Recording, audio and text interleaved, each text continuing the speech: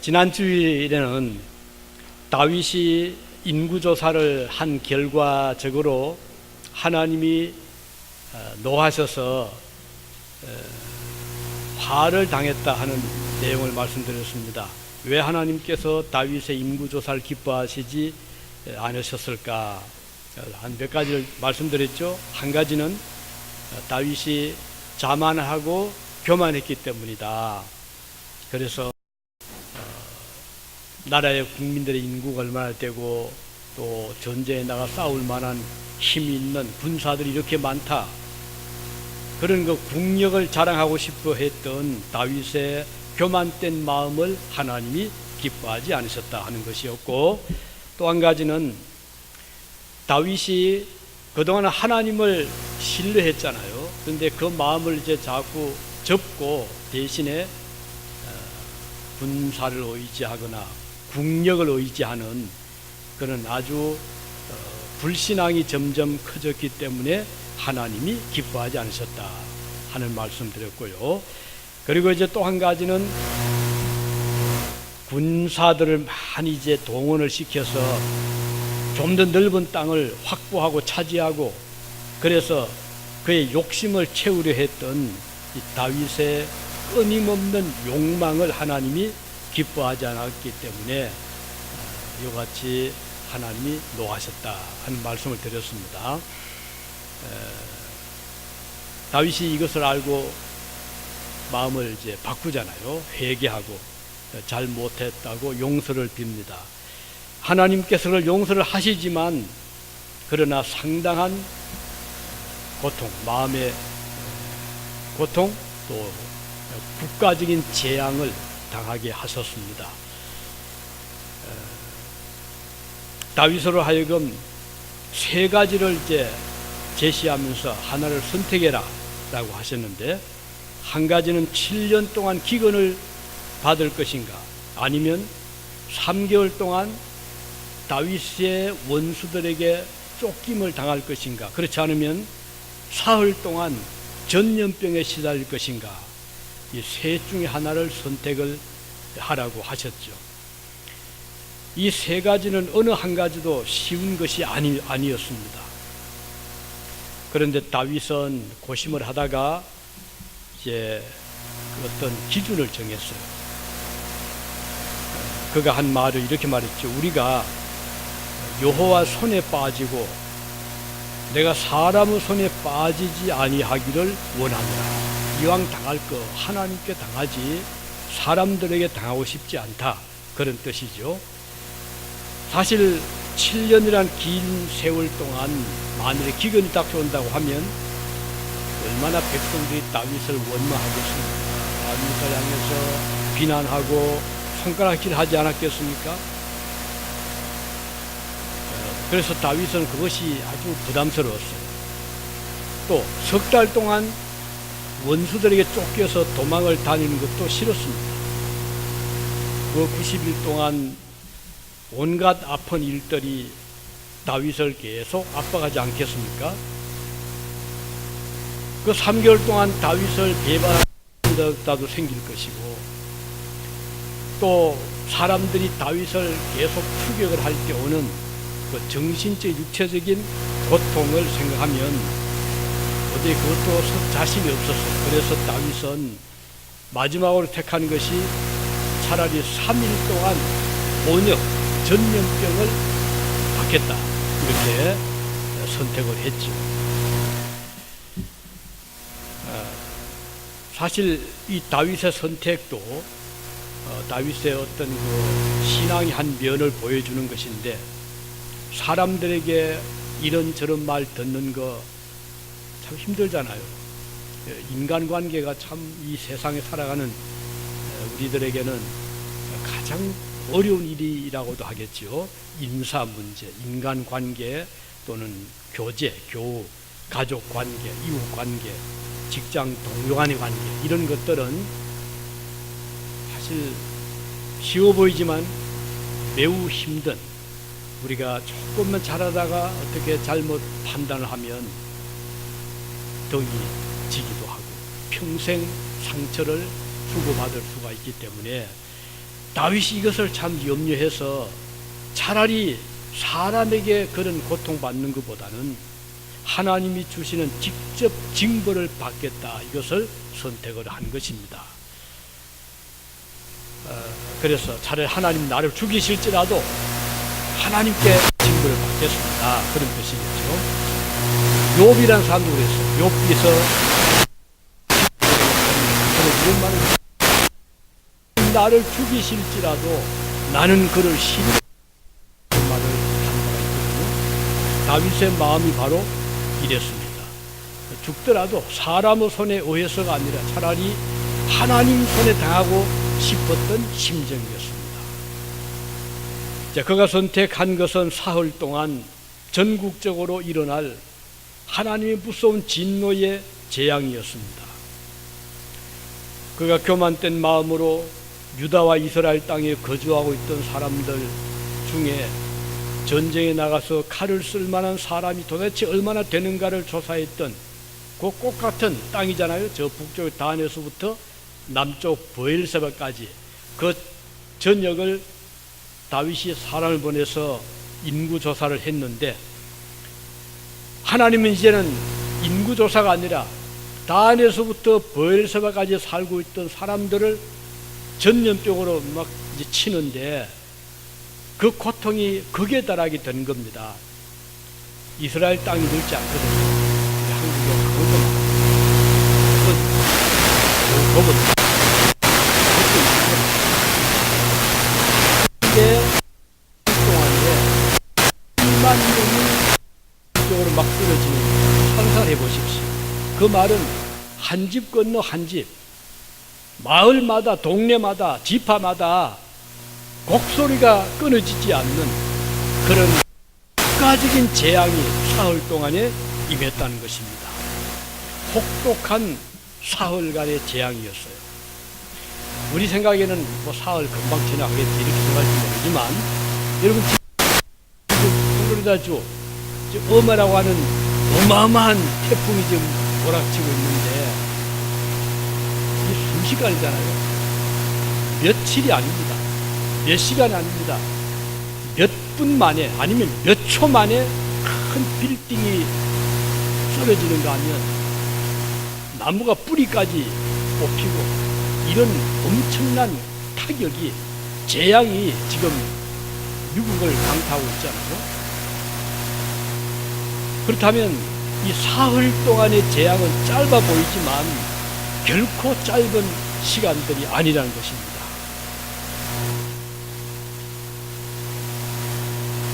그래서 불과 단 몇 분 만에 한 도시가 완전히 사라져 버리는 것 같은 무서운 재앙을 우리가 볼 때, 다윗이 겪을 사흘 동안의 고통은 필설로 다 표현할 수 없는 어려운 고통입니다. 자, 그러면 왜 하나님께서 이 사흘 동안 이런 고통을 다윗에게 보여주시는가? 한 가지는 죄에 대한 대가가 얼마나 무서운가를 실감하게 하는 것이다. 이 점을 오늘 마음에 새겨주시기 바랍니다. 사람이 죄를 지을 수 있잖아요. 그런데 그 죄의 정도가 지나치면 결과는 참 참혹합니다.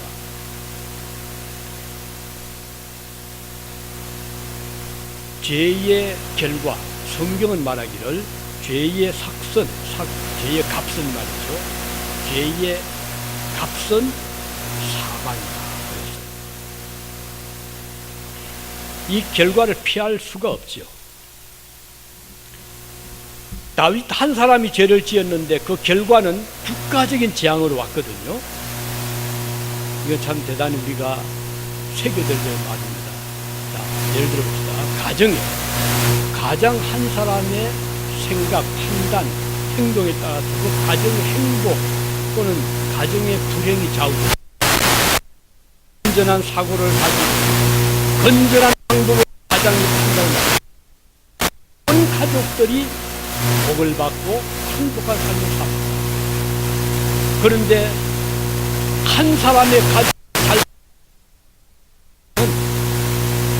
가정을 치명적으로 무너지게 합니다. 국가도 마찬가지입니다. 지도자의 건전한 판단, 제대로 된 통치력, 국가를 세울 수 있지만 잘못된 판단, 생각, 잘못된 그의 행동은 범죄다. 범죄자의 결말을 우리가 알고 있잖아요. 다윗이 그런 의미에서 하나님을 요구하는 거예요. 너의 행동이 중요한데 그동안 하고 친구들이 나라 지금 당하는 고통을 그래서 다윗에게 엄청난 지금 시련을 주시는 것입니다. 7만 명이 죽었잖아요. 뭐 7만 명이 우리 생각에 그렇게 많지 않도록 생각할지 모르지만 이것은 엄청난 숫자입니다. 유진 인구가 17만 명 정도 되잖아요. 그러면 거의 뭐 3분의 1 이상이잖아요. 3분의 1이 훨씬 넘죠. 이렇게 많은 사람들이 3일 동안에 쓰러졌다? 이건 정말 끔찍한 재앙이죠. 7만 명, 이것은 상징적 의미가 큽니다. 치료. 우리 성경은 치료한 숫자 많이 나옵니다. 한번 몇 가지 예를 들어 볼까요?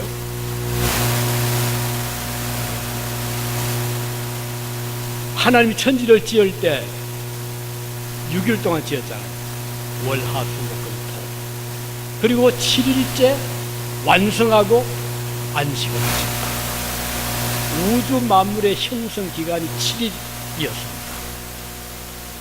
7은 숫자의 의미가 크죠? 그리고 노아가 방주에 들어갈 때, 홍수가 났을 때 짐승들을 배 안으로 들어가게 했는데 성경에 보면 정결한 짐승의 암수 7쌍씩 배에 들어가게 했습니다. 7쌍씩. 7이 주는 상징적인 의미가 크다고 봅니다. 요셉이 애굽에서 꿈을 꾸었는데, 바로 꿈을 꾸었는데, 거기 보면 7년이라는 말이 나와요. 7년에 풍년이 오고 7년에 흉년이 옵니다. 거기도 77이죠. 이스라엘 백성들이 여리고를 점령할 때 성을 몇 바퀴 돌았죠?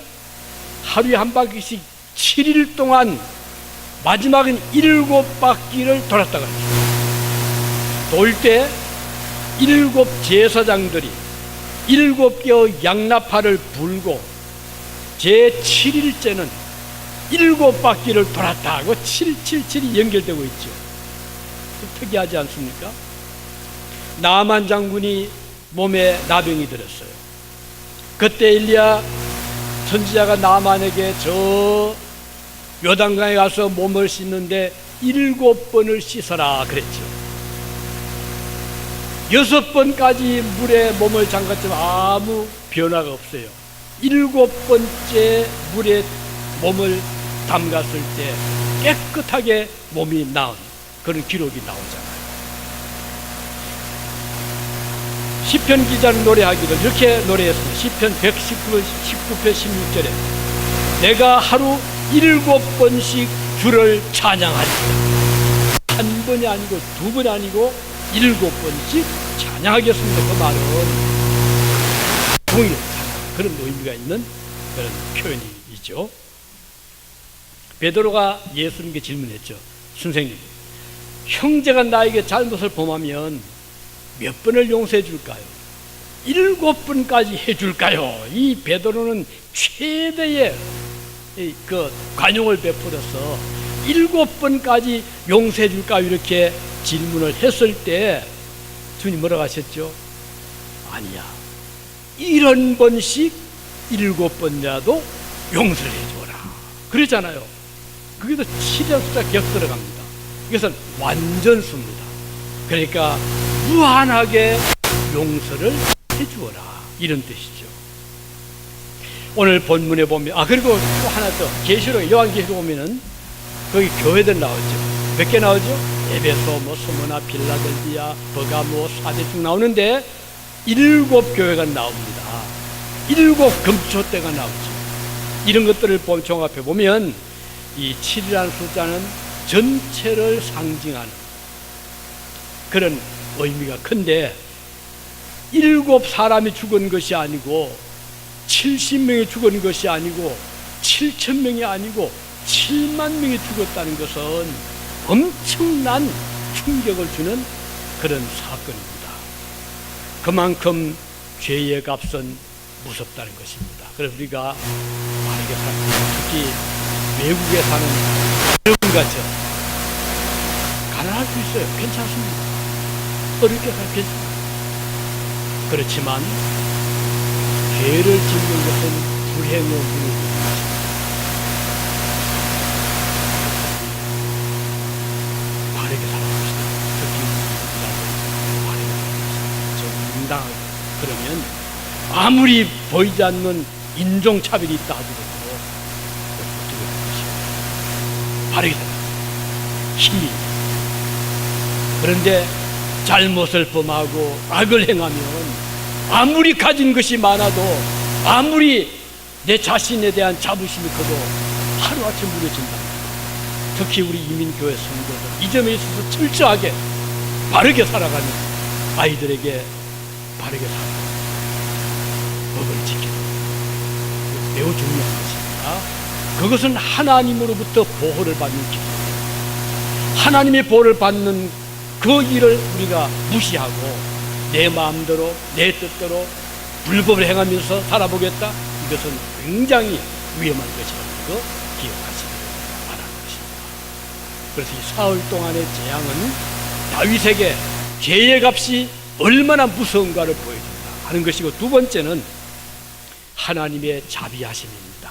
하나님의 이렇게 진노가 강하고 두렵지만 그걸로 끝나는 것이 아니에요. 그리고 무한한 하나님의 위로하심. 자, 우리가 자녀를 때로는 야단치잖아요. 좀 무섭게 야단치는데, 그러나 그 한 뒤엔 무엇이 있습니까? 우리 아이가, 우리 아들, 우리 딸이 잘 되기를 바라는 그 마음으로 야단치잖아요.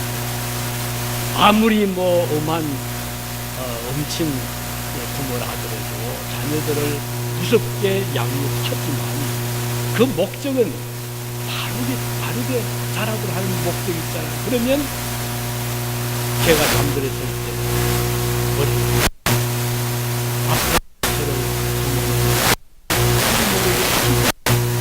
그 사랑이거든요. 하나님처럼. 지금 다윗이 잘못했기 때문에 무서운 징계를 가하지만 이 속에는 하나님의 깊은 자비와 사랑이 있다는 것을 볼 수가 있어요. 이게 뭔가요? 3절. 자, 보세요. 24장 16절에 이런 말씀이 나옵니다. 천사가, 죽음의 천사입니다. 지금 나라를 치는 천사가 예루살렘을 향하여 그 손을 들어 멸하려 하더니 여호와께서 이 재앙 내림을 뉘우치사 백성을 멸하는 천사에게 이르시되 족하다, 이제는 손을 거두라 라고 하십니다. 자, 이 하나님의 명을 받은 죽음의 천사는 지금 칼을 쏘아들고 칩니다. 사정없어요. 사흘 동안 치니까 7만 명이 죽었습니다. 그런데도 이 천사는 칼을 거두지 않고 계속 치려고 듭니다. 그때 하나님께서 천사를 말리죠. 거두어라, 이제 족하다. 하나님이 사흘째 지나다 딱 막습니다. 하나님의 자비입니다. 만일에 하나님 30일 동안 그대로 갔다 옵시다. 누가 남겠습니까? 우리는 오늘 이런 자연의 현상을 봅니다. 자, 홍수가 지지요. 노아 홍수 때 얼마나 물이 잠겨 있었죠? 노아 씨 얼마나 잠겨 있었어요? 우리 제스비 잘 말해볼까요? 몇 개월 동안 잠겨 있었어요? 너무 길지요? 한 6개월? 너무 짧죠? 얼마나 동안 잠겨 있었죠? 아주 성경적으로 기억합시다. 1년 동안 물속에 잠겼습니다. 온 세상. 자, 그러면 어떻게 됐을까요? 지금 노아는 그 식구들과 함께 배 안에 들어가 있습니다. 얼마나 답답하지만 물이 빠지지 않으니까 1년 동안을 이 물 위를 헤맨 거예요. 온 세상이 물속에 잠겨 있습니다. 높은 산도 물속에 잠겨 있는 거예요. 여러분, 지금도 높은 산에 가서 땅을 파보면 화석이 나오잖아요. 근데 신기한 것은 저도 어릴 때 그걸 많이 경험했어요. 산이 꽤 높은데 화석을 보니까 그 속에 무엇이 나오는 거 아니에요? 물고기 화석이 그 높은 산 어느 골짜기에서 나와요. 이게 어떻게 물고기 이쪽 올라왔지? 그 속에서 이상한 그 화석이 나옵니다. 지금 전 세계 그런 홍수의 흔적이 없습니다. 우리는 그걸 보면서 언젠가 이 하는 것을 추정할 수 있는데, 우리 성경에 보면 노아 시대 때 1년 동안 온 세상에 물에 잠겨 있었습니다. 온갖 고기들, 해저귀들이 뭐 어디를 안 갔겠어요. 그러다가 물이 빠지는데 갑자기 물이 빠지니까 고기들은 골짜기 갇히고 뭐 산속에 갇히고 이렇게 되었겠죠. 만일에 1년째도 물이 안 빠지고 3년에도 계속 물속에 잠겨 있다면 가족들 살 수 있겠습니다. 그런데 놀랍게도 하나님께서 1년이 다 빼져 그 많은 물들이 어디론지 다 빠지게 한 거예요. 그래서 물이 모이게 하시고 산이 솟아나게 하시고, 이거는 하나님의 놀라운 은혜입니다. 만일에 묵지가 없다면 어떻게 되겠습니까? 1년이란 기간 동안 노아가 고생을 했지만 그 기간이 지나자 하나님은 햇빛을 주시고 하늘에 무지개를 주신 거예요. 다시는 홍수로 멸하지 않겠다. 지금 플로리다주 엄청난 지금 허리케인이 좀 옵니다. 그런데 만일에 그 허리케인이 지나가지 않고 마음을 졸이며 보면서 하나님 속히 지나게 있을 때 이런 기도가 나옵니다. 하나님이죠. 지나갈 수 있다. 태풍도 지나가고 추위도 지나가고 더위도 지나가고 하나님이죠. 만일에 태양과 지구의 거리가 조금만 더 가깝게 하나님이 설정했다면 누가 살아남겠습니까? 지구가 불덩이 되지 않겠습니까? 지난번에 여기 일식 보셨죠? 많은 사람들이 처음에 탁구 안겨주고 보고, 특히 오레곤주가 아주 선명하게 일시현 셀럼, 알바니, 유지는 조금 약간 비키더라고요. 그런데 저는 그 시간에 좀 밖에 일을 하고 있었는데 멀쩡하던 하늘이 갑자기 이렇게 어두워지더라고요. 그러면서 뭔가 좀 이렇게 느낌이 뭔가 좀 서늘해요. 저는 그때 하나님께 하나님, 저 달이 어떤 별이 만일에 태양과 지구 사이를 꽉 막아서 사라지지 아니한다면 어떻게 되었을까요? 나무가 살 수 있을까요? 풀들이 살 수 있을까요? 곡식이 열매 맺을 수 있을까요? 그런데 얼마 지나니까 또 태양이 나오더라고요. 너무너무 감사했습니다. 우리 하나님께서 인간을 주신 여러 가지 자연에 대해 우리가 소홀스러워서 안 됩니다. 건강 주신 것, 우리에게 밤과 낮에는 부지런히 일하게 하시고 밤에는 쉬게 하게 해주신 것, 얼마나 감사한지 모릅니다. 그래서 사흘 동안 재앙이 사흘이 딱 죽음을 쳐가지고 이제 손을 거두어라, 이제는 족하다 라고 하심으로써 이상 재앙이 오지 못하게 주셨습니다. 하나님, 그래서 우리 살아가면서 이걸 참 많이 느낍니다. 여러분 몸이 아플 때, 아이가 열이 끓을 때 부모 심정이 어떻습니까? 하나님, 그런데 하룻밤 자고 났더니 열이, 얼마나 그 마음이 감사합니다. 우리가 때로 소화가 안 돼서 고통을 겪다가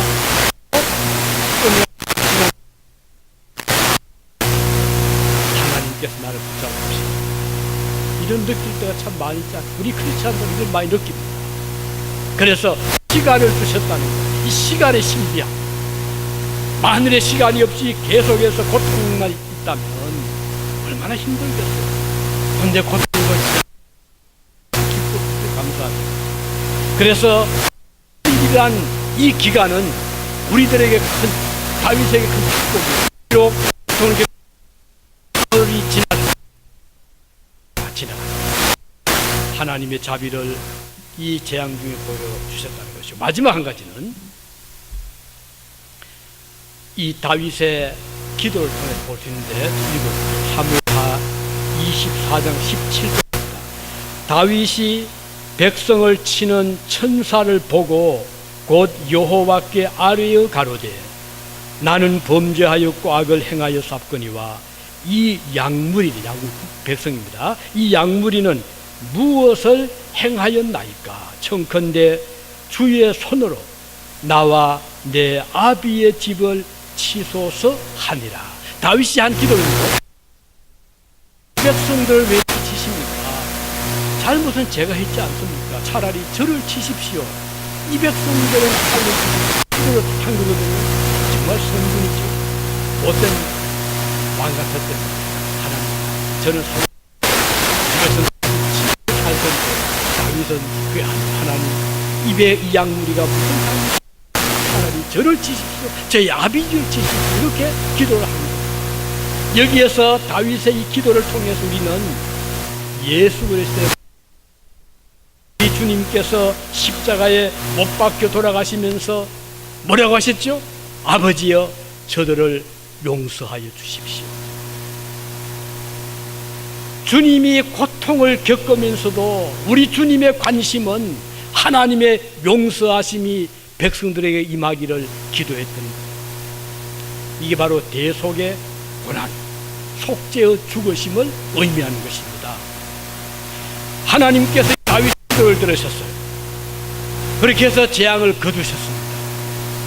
그리고 더 이상 고통을 겪으셨습니다. 이 다윗의 기도는 장차 천년 후에 오실 하나님의 아들, 구속자, 대속자 예수 그리스도의 대속적인 고난, 죽음을 잘 보여주는 것입니다. 요한복음 10장 15절에 보면 이런 말씀 나오죠. 나는, 예수님입니다. 예수께서 나는 양을 위하여, 양 거의 백성들이죠. 양을 위하여 목숨을 버리노라. 우리 주님께서 이렇게 대속의 죽음을 지심을 분명히 말씀하셨어요. 그리고 구약의 이사야 선지자 이렇게 말씀했죠. 53장 4절에 그는 그리스도입니다. 그는 실로 우리의 질고를 지고 우리의 질병을 지고 우리의 슬픔을 당하였거늘. 그랬어요.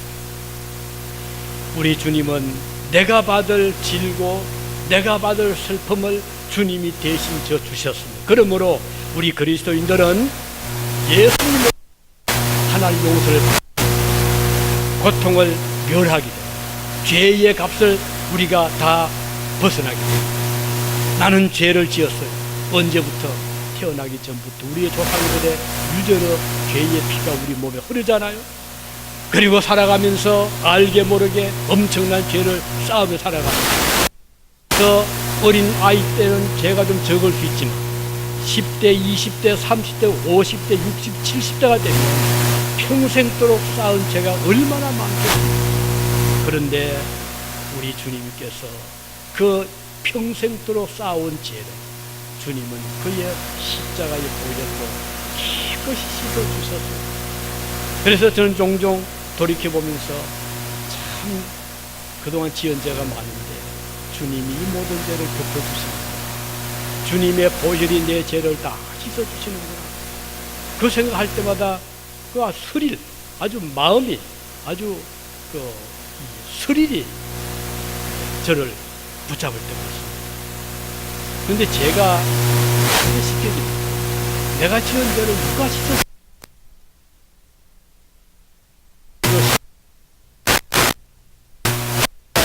그런데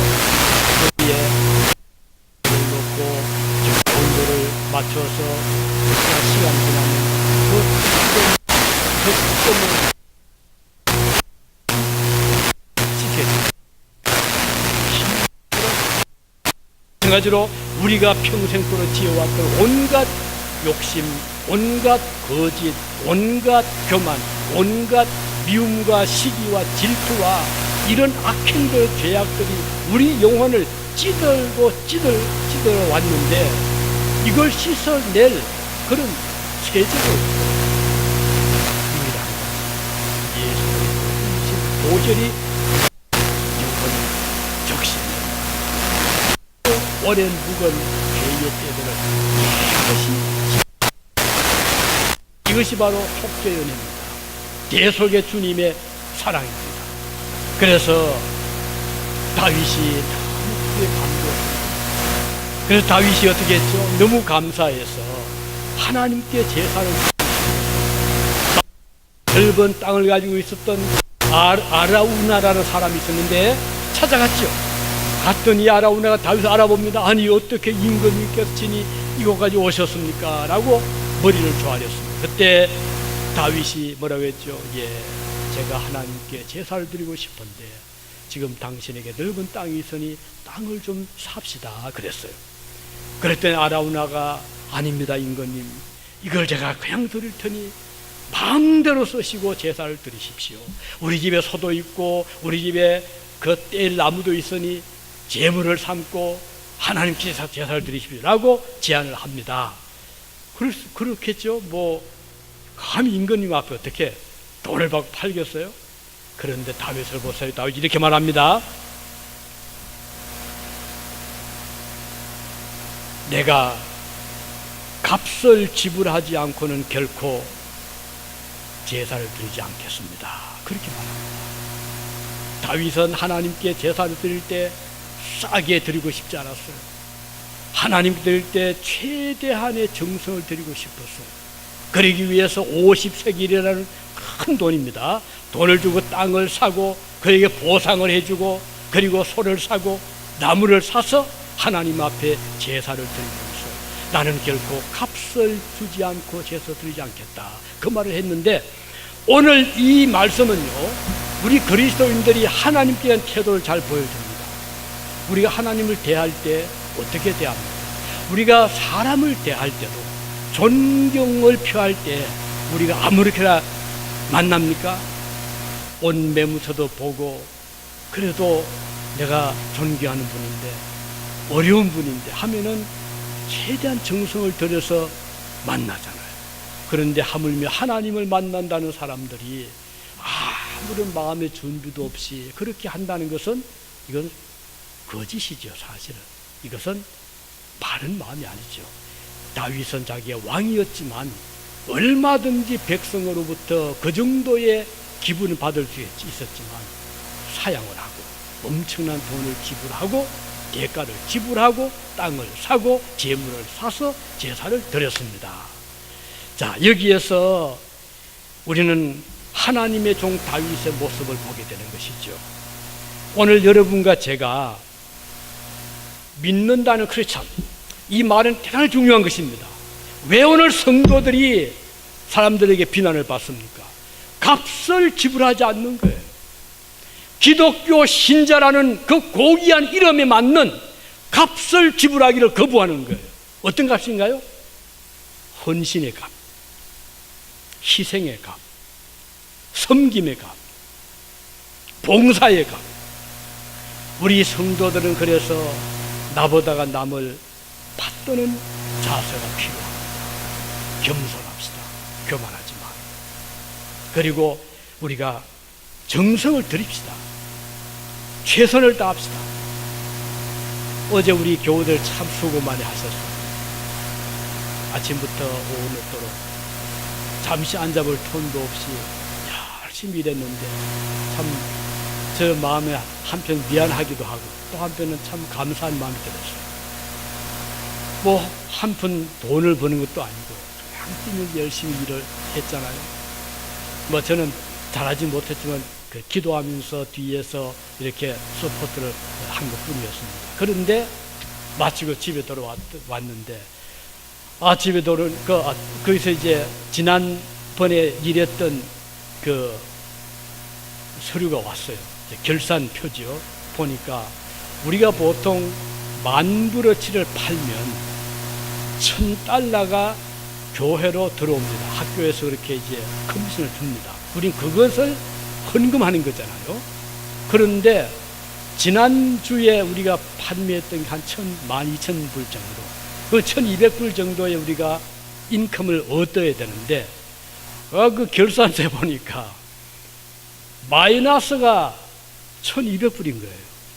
어디선가 펑크가 난 거예요. 그러면 종일 일한 거 한 푼도 받을 게 없는 거예요.